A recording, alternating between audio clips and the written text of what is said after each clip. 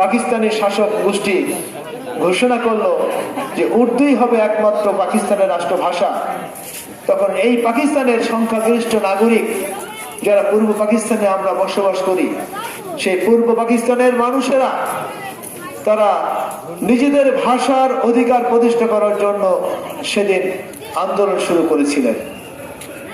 এখন প্রশ্ন হলো, এই আন্দোলনটা কে শুরু করলো, কারা শুরু করলো, কাদের নেতৃত্বে শুরু হলো?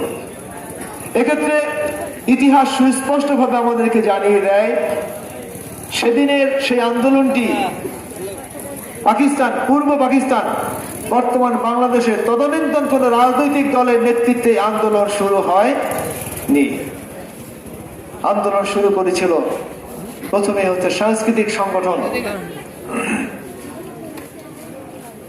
যে সংগঠনটি প্রথম